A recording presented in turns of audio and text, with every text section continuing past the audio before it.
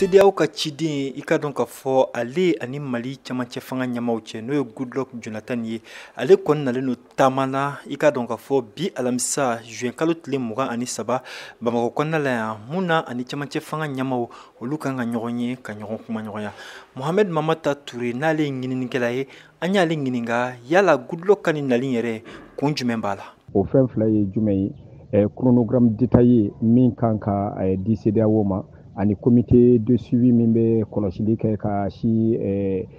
chronogramme transition kuntala nin kan. Donc maintenant Goodluck ka nakun ye nin fɛn fila in de. Wa a tilala ka yira ka fɔ i ka dɔn ka fɔ CEDEAO ale ka lajɛrɛba nata o bɛ bɛn juillet kalo tile 3 ma o la sa Goodluck ka nin nali juguman tɛ mun do ani camancɛ fanga ɲɛmaaw ka se ka ɲɔgɔn kuma ɲɔgɔnya ka bɛnkan kelen ma ka bɛn o lajɛrɛ in ma. Ne fɛ k'a fɔ ko n'i ye ko in ta k'a lajɛ fɔ ko ɲɔgɔnya tɛ nin na bilen bɛnbaliya tɛ nin na bilen Goodluck kɔni bɛ na dɔrɔn ani anw ka mɔgɔw ka se ka fɛn dɔ tilen ɲɔgɔn bolo yalasa chronogramme ɲuman ka se ka sɔrɔ yalasa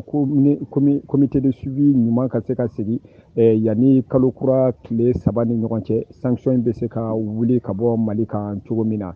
Mohamed Mamata ka fɔla Mali camancɛ fanga ɲɛmaaw ye Goodluck Jonathan kɔni ɲɛsigi baara dɔw kɛ mun ye kunu araba ye conseil des ministres la an ka a lamɛn. Pour que ka baara yɛrɛ teliya ka bɛn Goodluck ka nali ma an y'a ye kunu conseil des ministres la o ye sariya dɔ ta k'a yira k'a fɔ ko baara in bɛ kalifa la ministre de l'administration territoriale ani refondation ani min chargelen don institution na k'u k'a lajɛ ka jɛkulu politikiw ni maa o maa da kan ka don a la k'u bɛɛ lajɛlen wele ko pour que ka se ka chronogramme ɲuman kɛ cogo min na ɲɔgɔn fɛ bɛnkan kɔnɔ maliyɛn bɛɛ lajɛlen b'i yɛrɛ ye a kɔnɔ cogo min na a ka se ka gɛlɛya ɲini wuli yanni le 3 cɛ. Donc min kɔni don dɔrɔn Goodluck bɛna ko dɔw de sigi sen kan dɔrɔn min ye bɛn ko ye min ye sanction wulili ko ye. Malidenw kɔni ka laɲini mun ye o de ye Goodluck ka nin zena nali la ani camancɛ fanga ɲɛmaaw u ka bɛnkan kelen na yasa CEDEAO ka lajɛrɛba nata n'o bɛ bɛn juillet kalo tile 3 ma embargo min n'a bɛ Mali kan kabini janvier kalo tɛmɛnen